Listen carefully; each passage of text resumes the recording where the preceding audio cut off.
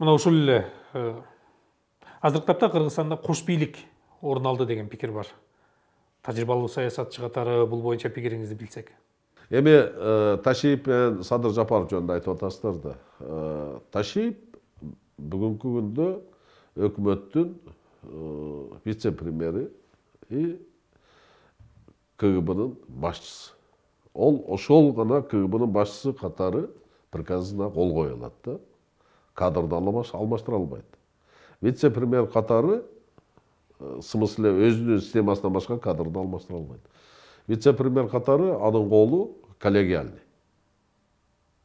Негизги колду Акылбек Жапаров кое алат да. Ал премьер-министр, кабинет министри, председатель кабинет министри. Ал эми президент Садыр Жапаровдун колунда указ чыгара алат, ишке кое алат, ишке алып барылат. Поэтому кош бийлүүлүк деген качан экөө тең мамлекетте алып колгон колу иштен алып жана башка полномочия ээ болсо кош бийлүүлүк деп коет.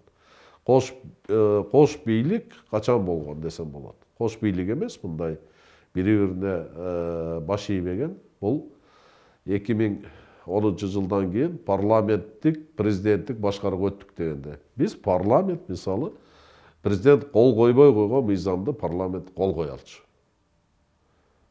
Президент каалайбы өкмөт иштей албаса өкмөттү айдачу.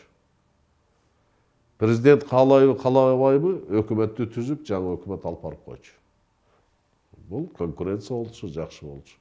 Эми эл арасында кош бийлүүлүк деп жүрөт, бирок экөө тең коом алдында, эл алдында бүгүнкү кырдаалга, келечекте мамлекеттин тагдырына экөө тең жоопкерчиликтүү. Себеби экөө келгенде биз жоопкерчиликтүүбүз деп келген. Мындай сөздөр бар да, ошо Камчыбек Ташиев дагы кадрлар саясатында же болбосо ички саясатта айрым бир факторлорго таасир берип кое алат деп. Эми сөзү менен таасир берет. Сөзсүз түрдө таасир бере алат. Себеп дегенде жоопкерчилик экөөнүн мойнунда. Ташиев кийлигишип атат деп атпайбы көпчүлүк учурдачы. Бирок Ташиевдин мойнунда жоопкерчилик бар да.